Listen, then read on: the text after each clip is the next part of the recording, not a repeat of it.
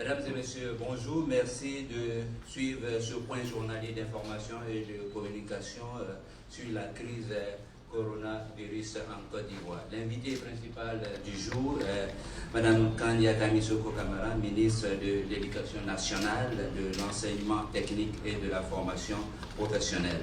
Le 31 mars dernier, le Premier ministre Amadou Gon Coulibaly annonçait des mesures au nombre desquelles des dispositifs pour les élèves de continuer d'accéder aux connaissances, d'accéder à l'éducation suite à la fermeture des établissements scolaires. Mais avant de recevoir ici Madame le ministre de l'Éducation nationale, de l'enseignement technique et de la formation professionnelle, nous allons commencer cette session avec le professeur Mamadou Samba, directeur général de la santé. Oui, le professeur Mamadou Samba. Hier, je disais docteur Mamadou Samba, mais il s'agit bel et bien du professeur Mamadou Samba. Mamadou Samba, vous avez la parole pour nous faire un point de la situation sanitaire. Ensuite, nous passerons à Madame le ministre de l'Éducation nationale, Kandia Kamara. Professeur Samba.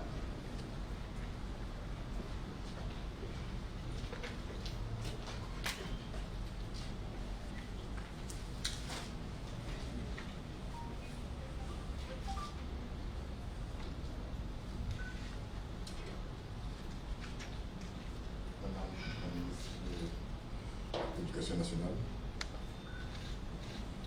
Monsieur Sanogo, docteur Samba, professeur Samba, c'est pareil, il n'y a pas de problème à mon niveau. Chers journalistes, aujourd'hui, le point que je vais vous faire va s'articuler autour de deux petits éléments. Le premier, c'est que je vais rappeler toujours les actions menées par le gouvernement en matière de prise en charge des malades et aussi vous tourner un peu l'évolution de la situation. Aujourd'hui, je m'attardais plus sur le cas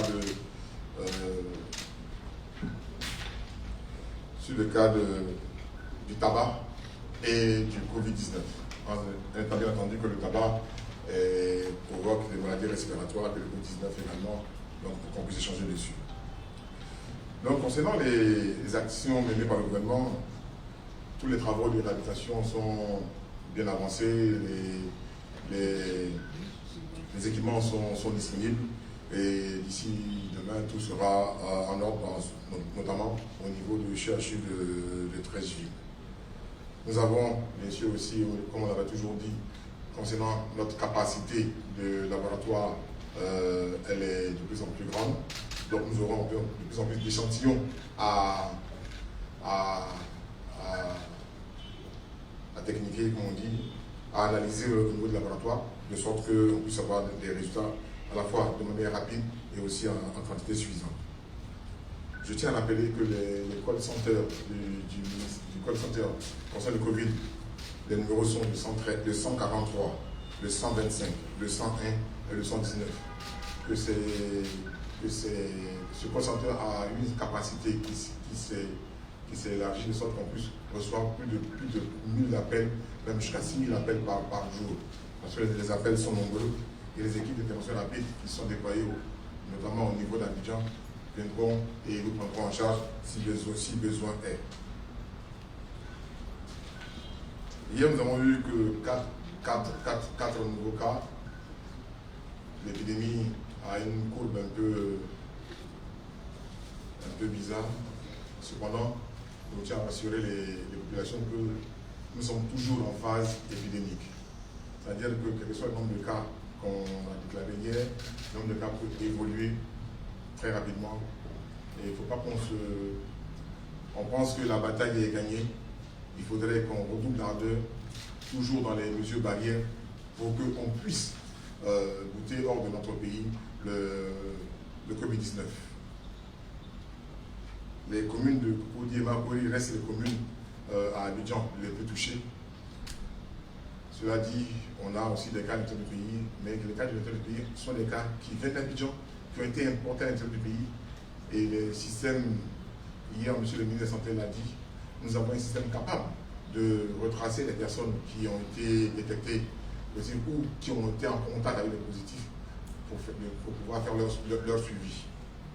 2 personnes ont été retrouvées, une à Diopou et une à Korogo, qui n'avaient pas respecté leurs engagements vis-à-vis du ministère de la Santé.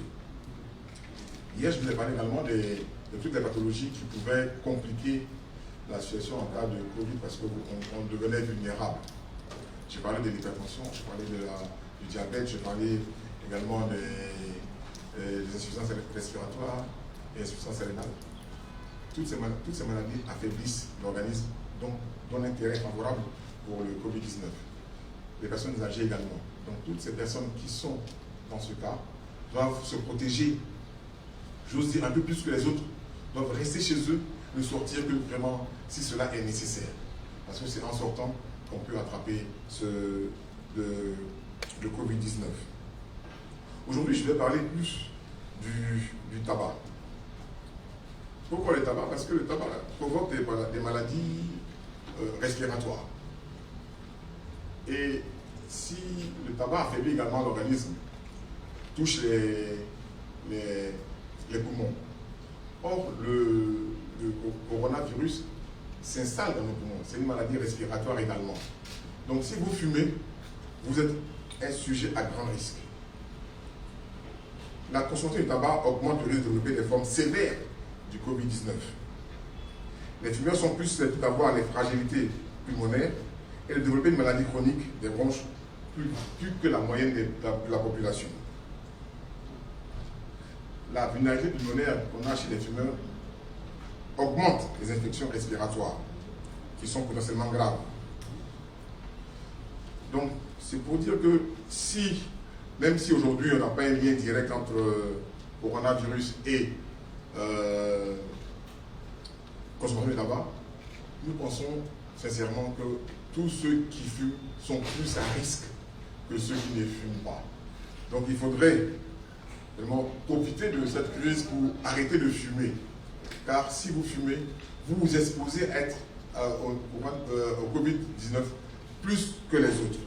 Donc même l'OMS a recommandé d'arrêter de fumer pendant cette période pour éviter, parce que le tabac affaiblit notre système respiratoire. Et en plus, si vous fumez, vous en fumez votre entourage et vous rendez tout le monde fragile. Donc je voudrais insister sur le fait que, en plus des maladies chroniques qui fragilisent le système immunitaire ou qui fragilisent les personnes, il faudrait également que nous puissions aussi avoir à l'esprit que le tabac est dangereux pour la santé et surtout dans cette période de maladies respiratoires telles que le Covid-19. Donc il faudrait que nos populations puissent prendre ça en compte et arrêter de fumer pour qu'on puisse, si toutefois si toutefois malheureusement on a le coronavirus, qu'on n'ait pas les formes sévères. Donc faisons en sorte d'arrêter de fumer durant cette période. Également, je voudrais aussi faire un petit point sur l'alcool et le Covid-19. Bon, on entend plein de choses. Hier, j'ai parlé de l'eau chaude qui était comme vous m'avez dit que c'était l'eau chaude, était un remède contre le coronavirus ou un moyen de prévention. Je vous dis, les moyens de prévention sont les mesures barrières. Et que l'alcool, comme le tabac, nous affaiblit notre organisme, affaiblit notre système immunitaire, donc nous rend plus fragiles au Covid-19. Donc nous ne pensons pas que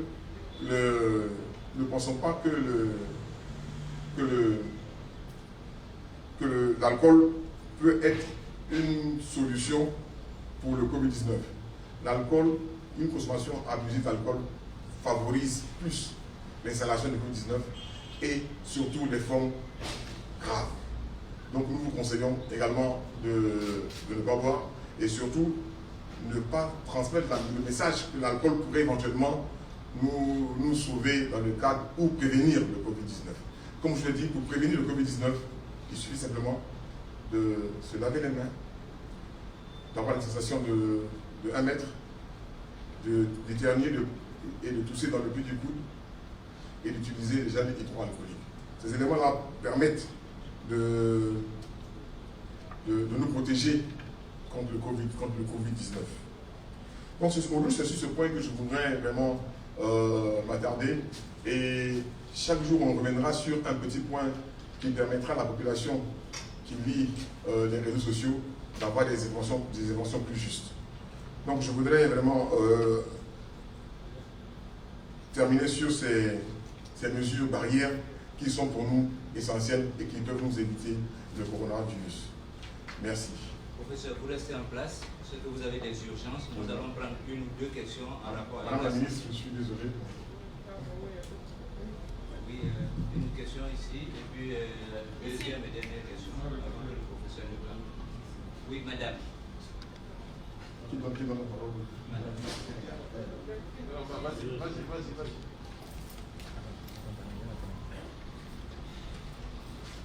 Bonjour, monsieur professeur. Je suis Corona Sikongo. Le nom approprié, hein? Oui, mais moi c'est l'antivirus. Voilà, donc je suis de Business 24. Il y a une rumeur incessante sur un fameux vaccin BCG qu'on veut introduire en Côte d'Ivoire et les pays africains. Est-ce que vous êtes informé? Si oui, quel est votre regard là-dessus? Deuxième question, est-ce que les personnes touchées, qui sont infectées par le Covid-19, ont des sanctions prévues à leur encontre au cas où elles ne respectent pas les mesures de confinement et les mesures de barrière? Voilà, la deuxième et dernière question. Nous conseillons que le micro soit porté par une seule et même personne. Oui, pour éviter. Voilà, c'est déjà fait là et on passe le micro au deuxième intervenant. Non, voilà. Merci, je suis Jérémy Junior, de Concours.net. La première question, c'est l'âge des personnes infectées. Quel est l'âge minimum de la personne la moins infectée? L'âge de celui qui est un tout petit âge qui est infecté. Et je voudrais aussi savoir s'il y a de la chloroquine qui a été administrée aux personnes qui sont guéries. Est-ce qu'il y en a en quantité suffisante au cas où, comme le ministre du Tourisme l'a dit, on assiste à un pic, c'est comme je ne sais pas, à partir de la mi-avril. Et ce médicament qui était déjà en vente, est-ce qu'il a été retiré des pharmacies? Merci beaucoup. Effet secondaire, la chloroquine. D'accord, je vais répondre. Premièrement, c'est le. Juste la dernière question, c'est Delphine Glad de la télévision ivoirienne. Vous avez parlé du tabac, ajoutez à ça l'alcool, s'il vous plaît. Merci. J'ai parlé d'alcool. Ah, Voilà, moi, écoutez entièrement. J'ai parlé d'alcool justement aujourd'hui. Oui, donc je reviens à la question de Delphine. J'ai parlé d'alcool justement. J'ai dit qu'il ne fallait pas consommer d'alcool parce que cela favorisait une baisse d'immunité, ça nous fragilisait et cela augmentait les capacités du virus d'être plus virulent chez ces personnes-là. Je vais répondre sur le BCG. Vous savez, au jour d'aujourd'hui, on a une nouvelle maladie avec de nouvelles théories sur cela. Le BCG est un vaccin qu'on a tous fait. La Côte d'Ivoire n'est pas aujourd'hui dans cette dynamique-là. Il faut qu'on soit clair. Peut-être que les positions peuvent évoluer très rapidement parce que nous cherchons toujours la bonne solution pour cela. Mais aujourd'hui, le comité d'experts qui est en Côte d'Ivoire, qui se charge du Covid, ne nous a pas donné information disant que nous allons passer au BCG. Et pour le moment, tant qu'ils n'ont pas dit ça, je ne peux pas vous dire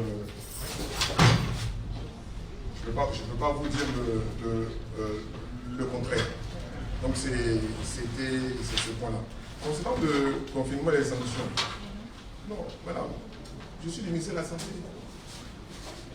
Mon rôle, moi, c'est de faire en sorte que les personnes gardent la santé. Je continue de répondre avec le... Attendez. Pardon, on a un peu l'avant.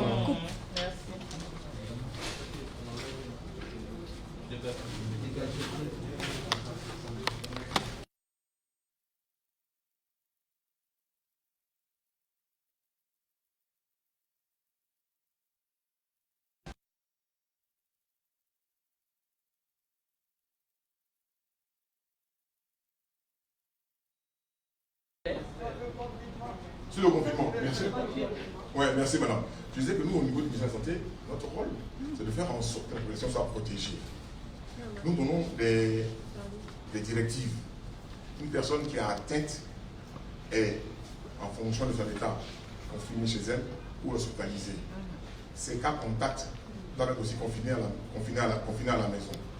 Maintenant, si quelqu'un ne respecte pas le confinement, nous avons un système de tracking pour pouvoir retrouver les personnes qui n'ont pas respecté le confinement. Dès que nous les retrouvons, nous les ramenons directement à l'INJS. C'est le cas de 2 personnes hier qu'on a retrouvées, qui étaient censées être à Abidjan, confinées, qui sont retrouvées, l'une à Diokoué et l'autre à Korogo, qui, par le concours des préfets de région et des services de police et des forces de défense et de sécurité, ont pu être appréhendés et acheminés vers la zone de confinement qui est l'INJS. Ces personnes-là ne sont pas des personnes compliantes. Donc on est obligé d'aller les chercher pour les confiner nous-mêmes pour pouvoir les surveiller. Mais en Côte d'Ivoire, il y a beaucoup de personnes qui se sont auto-confinées sous nos directives. Et nous faisons en sorte de les suivre régulièrement, soit par téléphone, soit par visite à domicile, pour voir l'évolution de leur pathologie. Et dès que leur état change, nous prenons des nouvelles mesures. Mais nous ne sommes pas, nous, ici à la santé, capables de prendre des sanctions contre ces personnes-là. La deuxième série de questions était relative à l'âge des personnes infectées. Ça, c'est la statistique de l'hôpital que je ne suis pas venu avec, donc je me balade avec tous les chiffres. Mon rôle, moi, c'est de coordonner la réponse nationale. Il faudrait que vous, les journalistes, vous posez des questions qui permettent à la population de mieux comprendre cette pathologie. Ici, en fonction des gens qui viennent, des intervenants du ministère, la dernière fois, il y a eu le docteur Yapo qui a parlé de la PSP, des médicaments, de la distribution. Le jour que vous aurez quelqu'un qui travaille à l'hôpital, il pourra vous dire l'âge des personnes infectées. Cependant, pour la chloroquine, moi je peux répondre. La chloroquine est dans la directive de prise en charge en Côte d'Ivoire. En Côte d'Ivoire, nous avons classé les cas. On a les cas simples, les cas sévères et les complications liées aux cas de cas sévères. Dans les cas simples, nos experts ont recommandé de ne pas donner de chloroquine. Dans les autres cas, la chloroquine est administrée. Mais au jour d'aujourd'hui, dans les services des maladies infectieuses et de tous ceux qu'on suit, on n'a pas administré de chloroquine puisque le tableau clinique, c'est-à-dire que l'état des patients ne nécessite pas de la chloroquine. Concernant les quantités suffisantes, vous savez, la chloroquine était un médicament qui avait disparu de notre arsenal thérapeutique, puisque il y a eu de nouvelles molécules, on faisait une résistance à la chloroquine, on a eu de nouvelles molécules qui nous permettent maintenant de soigner le paludisme.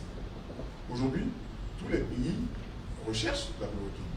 Nous avons reçu la chloroquine et nous recevons des dons de chloroquine.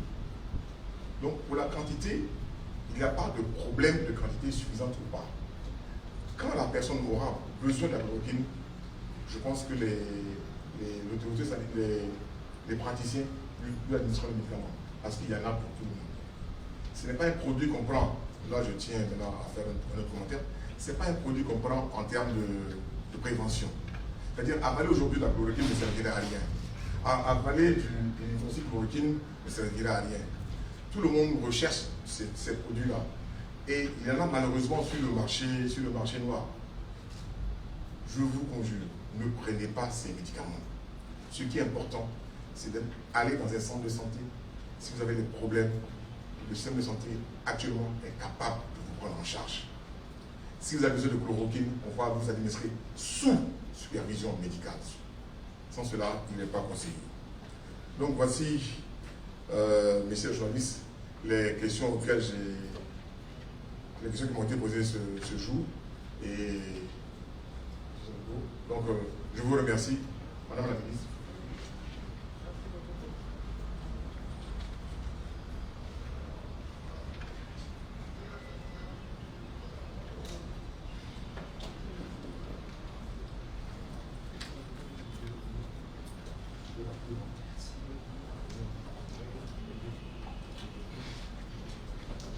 Merci beaucoup, professeur Samba, pour cet éclairage.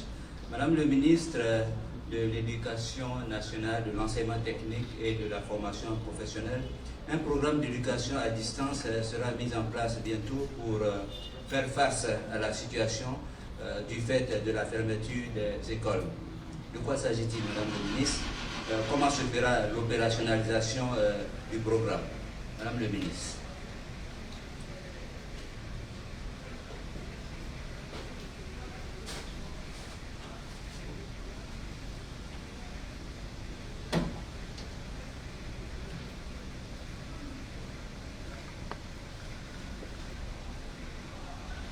Bonsoir, messieurs, dames.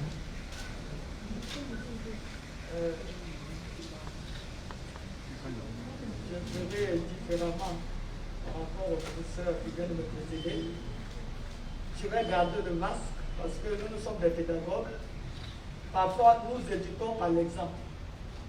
Donc, je voudrais que tous les acteurs du système éducatif prennent exemple sur moi en respectant les mesures barrières, dont l'une est le port du masque. J'étais tout à l'heure en train de vous poser la question de savoir si les journalistes respectaient toutes ces mesures-là. Parce que là, je ne vois pas un mètre, je ne vois pas à 1 mètre de distance. Parfois même on dit qu'il faut aller à 2 mètres. Bon, enfin. Donc, comme ils ont tous le masque, donc je suppose qu'il n'y a pas de problème. Monsieur le représentant du ministre de la Sécurité, mesdames et messieurs, chers amis journalistes, afin d'éviter la propagation du coronavirus COVID-19 en Côte d'Ivoire, le Conseil national de sécurité a décidé de la fermeture de tous les établissements scolaires pour une période de 30 jours depuis le lundi 6 mars 2020. Pour assurer la continuité de l'école,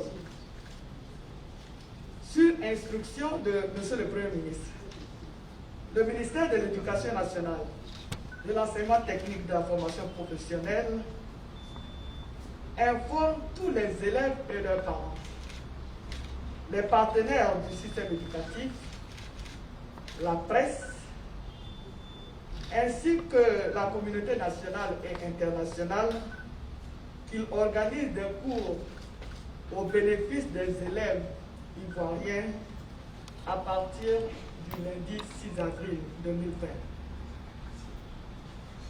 Ces cours sont accessibles gratuitement, j'insiste sur le terme gratuitement, à la télévision, à la radio et en ligne.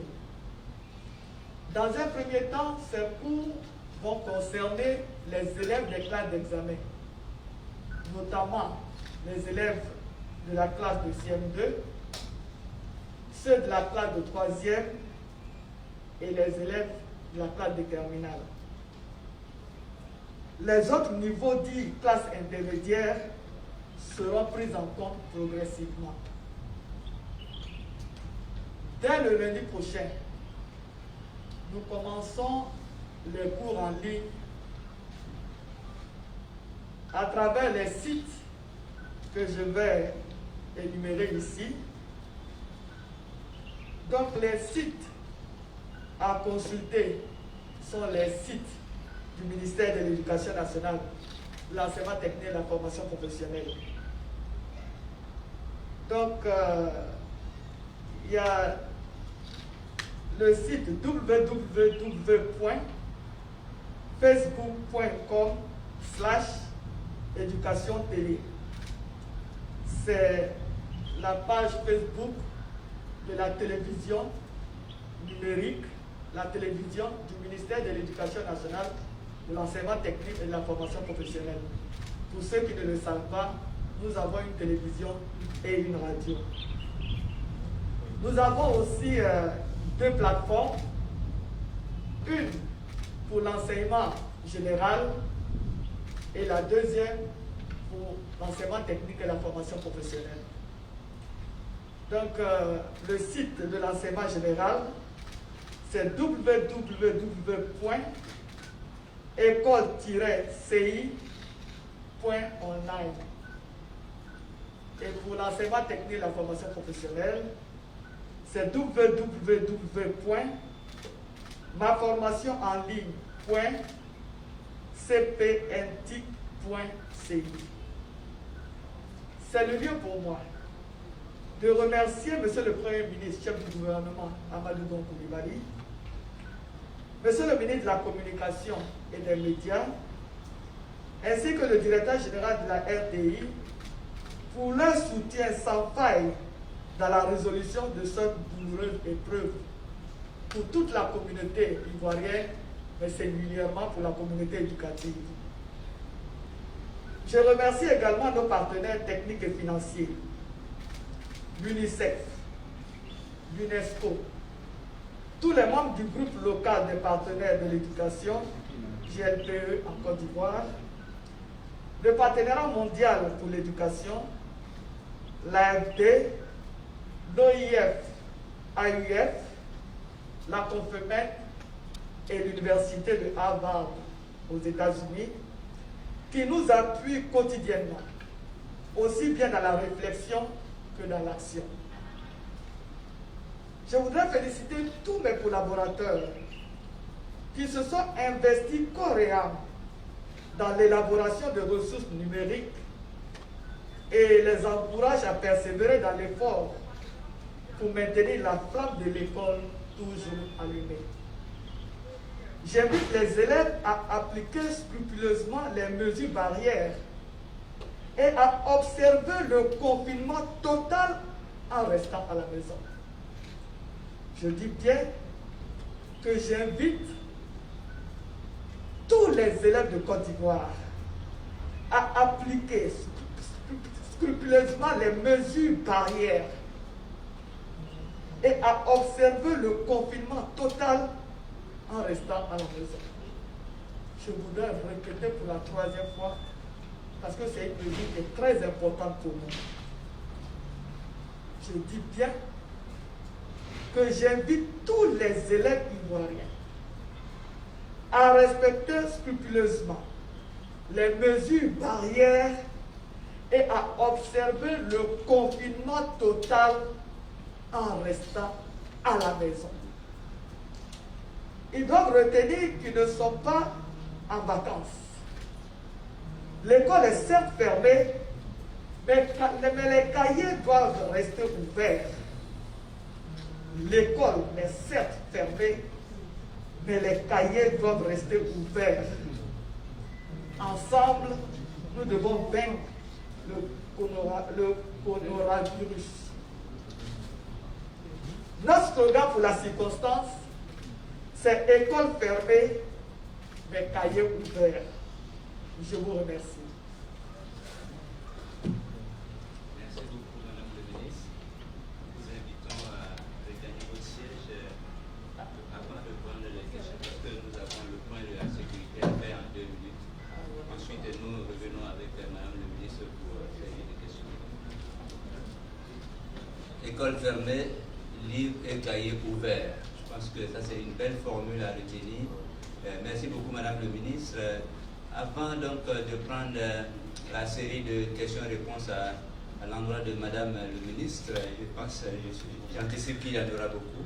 Je voudrais ici inviter le porte-parole de la Direction générale de la police, le commissaire principal bleu, Charlemagne. Monsieur le commissaire principal.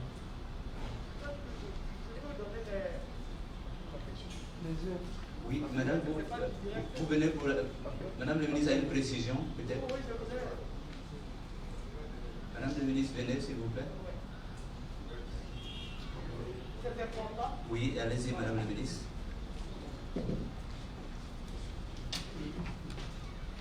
J'ai dit tout à l'heure que nous commençons avec les sites du ministère, mais nous avons l'accompagnement très important de la RTI.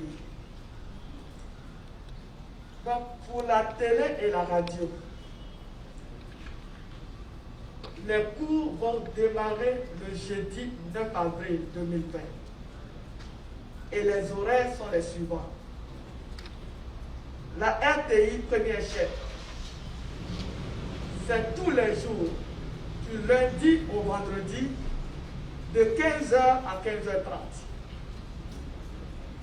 Pour la RTI 2, tous les jours, du lundi au vendredi, de 9h à 11h. En ce qui concerne la radio, Radio Côte d'Ivoire, tous les jours, du lundi au vendredi, de 8h à 8h30, et fréquence 2, tous les jours, du lundi au vendredi, de 15h à 16h. Je vous remercie.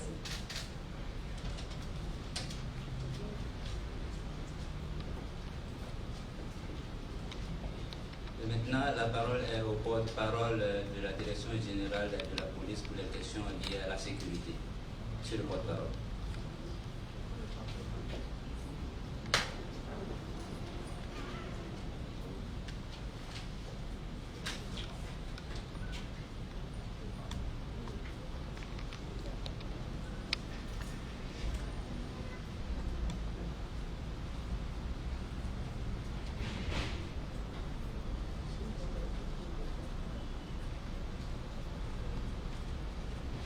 Merci. Point de ce jour, 11e jour de la mise en œuvre des mesures liées au couvre-feu. La nuit du 2 au 3 avril 2020, interpellé au plan national 21 personnes pour violation du couvre-feu. Assistance à personnes, 15 personnes assistées, dont 14 pour urgence médicale et une personne pour son véhicule qui était en panne. Ceci dans le cadre des actions civilo-militaires. Corps enlevé 0,5. Tous conduits à la mort. Ce qui nous donne pour ce jour, ce 11e jour, dis-je, un total, depuis donc le démarrage, interpellé 90 citoyens pour violation du couvre-feu. Engins mis en fourrière, 76. Assistance médicale, 67. Et corps enlevé, 15. L'analyse que cela nous donne de faire, c'est que c'est vrai, la progression est lente relativement aux citoyens qui aujourd'hui violent le couvre-feu, mais la quantité demeure quand même 490. C'est donc le lieu, au nom donc du ministre de la Sécurité et de la Protection civile et du directeur général, chef des opérations de la police nationale, d'inviter davantage nos citoyens, nos concitoyens, nos compatriotes au strict respect des mesures barrières, mais également et surtout au respect des dispositions liées au couvre-feu. Je voulais m'arrêter là et me tenir à votre disposition parce que le but à atteindre ici, c'est interpeller zéro, tant au niveau des individus qu'au niveau des engins. J'espère qu'ensemble, dans la discipline, nous y arriverons. Merci.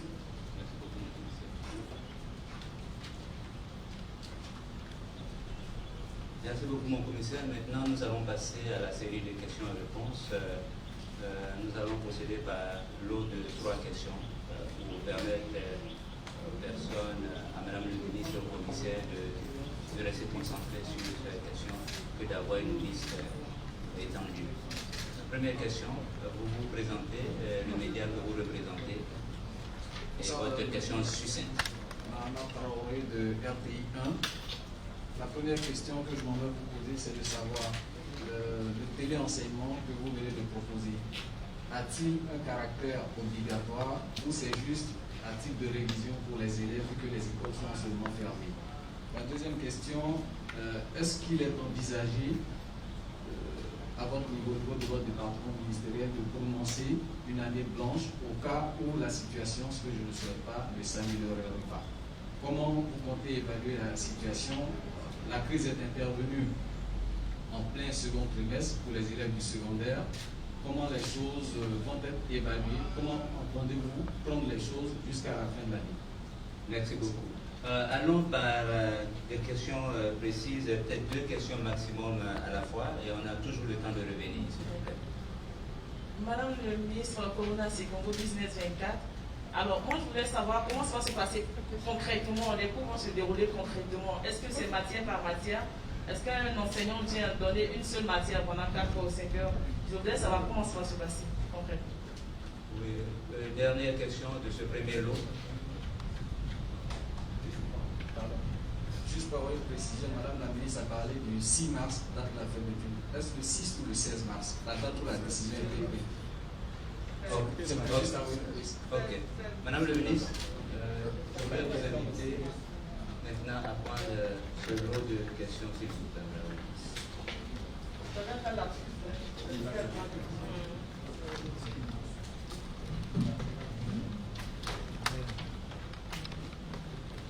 Je voudrais encore une fois remercier M. le directeur général de la RTI et l'ensemble de ses collaborateurs parce que grâce au partenariat que nous sommes en train de tisser avec la RTI, ce serait une très très grande partie de nos élèves qui pourront bénéficier de ces cours en ligne.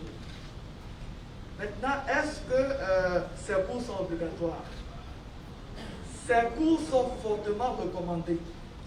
Et c'est la raison pour laquelle je voudrais demander aux parents d'élèves de faire en sorte qu'aux horaires indiqués, leurs enfants soient soit devant la RTI, en train de regarder la première chaîne, la deuxième chaîne, ou en train d'écouter la radio, ou alors sur Internet pour suivre les cours en ligne. Cela est important parce que, comme nous avons dit, nous voulons assurer la continuité de l'apprentissage pour nos élèves. Parce que comme je l'ai dit tout à l'heure, depuis le 16 mars, l'école est fermée pour 30 jours. Nous prions Dieu qu'à la fin de ces 30 jours, l'école puisse reprendre. Si tel est le cas, les enfants ivoiriens n'auront perdu que 2 semaines. Parce que pendant ce mois, il y avait les 15 jours des congés de Pâques. Mais si d'aventure, ce que je ne souhaite pas, la situation doit perdurer, cela risquerait de créer des problèmes à nos élèves. C'est la raison pour laquelle je demande à tous les élèves de suivre ces cours en ligne. Parce qu'on le fait pour eux, pour maintenir la flamme de l'école, pour maintenir la flamme de l'éducation, pour maintenir la flamme de la formation. C'est à leur bénéfice. Donc je souhaite que tous, sans exception, puissent suivre ces cours en ligne. Est-ce que l'année va être déclarée blanche au cas où on ne reprendrait pas à la fin de la période indiquée? Je ne le souhaite pas du tout. Et je peux dire que nous n'en sommes pas là. Parce qu'il faut savoir que nous avons terminé les 2 premiers trimestres de l'année. Nous avons achevé le premier trimestre. Les élèves ont eu leur moyenne. Nous avons achevé le 2e trimestre. Et les enseignants étaient en train de calculer les moyennes. Donc dans la plupart des établissements, les moyennes sont disponibles. Donc il ne nous reste que le 3e trimestre. Mais nous avons bon espoir que cette crise puisse connaître une fin afin que les élèves très rapidement reprennent le chemin de l'école. Pour le moment, nous n'envisageons pas une année blanche. Comment est-ce que les cours vont se passer? Je voudrais dire déjà à l'attention des Ivoiriens que nous avons déjà mis en ligne tous nos ouvrages. C'est-à-dire tous les livres utilisés à l'école sont déjà en ligne. Donc ces ouvrages peuvent être consultés, lus. Les élèves même peuvent faire des exercices à la maison s'ils ont déjà des personnes pour les accompagner, ou alors ils peuvent eux-mêmes tout seuls faire certains exercices. Mais vous voyez que les plages horaires sont différentes. Il y a des jours où nous avons 30 minutes de cours, il y a des jours où c'est 2 heures de cours. Donc en fonction de la plage horaire, il y a un certain nombre de leçons qui vont être données. Et ça, c'est, je ne vais pas vous donner tous les détails, comme j'ai dit, ça varie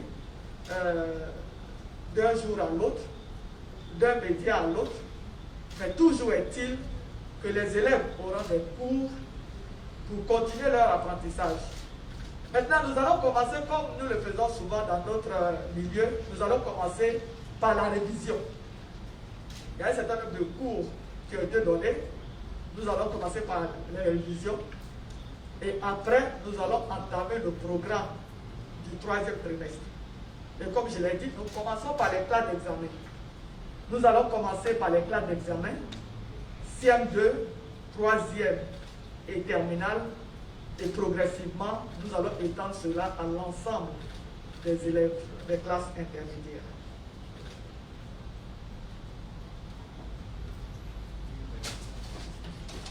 Madame, vous restez en place.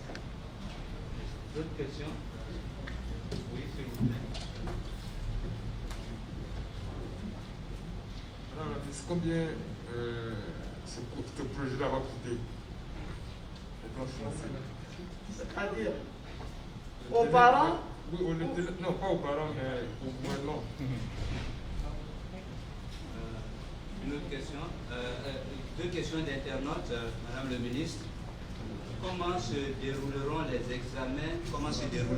examens à grand tirage? Deuxième question d'internaute. Comment va se passer le téléenseignement pour les personnes en zone non couverte? J'imagine qu'il s'agit de non couvertes par la télévision, non couvertes par la téléphonie mobile. Voilà. En tout cas, voilà la question. Comment vont se passer les cours pour les personnes en zone non couverte? Oui, troisième question. Ok. Madame le ministre, voilà donc 3 questions pour vous. Le coût de ce projet, je ne saurais vous le dire aujourd'hui, mais ce que vous devez savoir, c'est que le Premier ministre a donné des instructions pour que tout soit mis en œuvre, que ce programme se déroule comme il est prévu. En plus de cela, tout à l'heure, je vous ai cité des partenaires. Beaucoup de partenaires ont décidé de nous accompagner. Donc, nous les saluons ici. Et je pense que l'important pour nous, ce n'est pas le coût du projet, mais c'est sa faisabilité, sa réalisation. Donc, nous mettrons tout en œuvre pour que les élèves puissent continuer leur apprentissage, même en étant confinés à la maison. Comment est-ce que vont se dérouler les examens et grand tirage? Pour le moment, nous n'en sommes pas là. Vous savez bien que les examens à grand tirage se font in situ. Les élèves ou les candidats sont regroupés dans des centres de composition. Pour le moment, c'est le confinement total pour les élèves à la maison. Donc, ce que nous faisons, nous cherchons à continuer les enseignements et nous verrons. Mais comme je l'ai dit, en tant que bonne mère de famille, je prie tous les jours pour que la situation sanitaire de la Côte d'Ivoire s'améliore afin que nos enfants puissent reprendre le chemin de l'école. Toujours est-il que nous avons déjà, en ce qui concerne les classes intermédiaires, les moyennes des 2 premiers trimestres. Maintenant, quel va être le sort des élèves en zone non couverte? Ça, c'est une question très importante.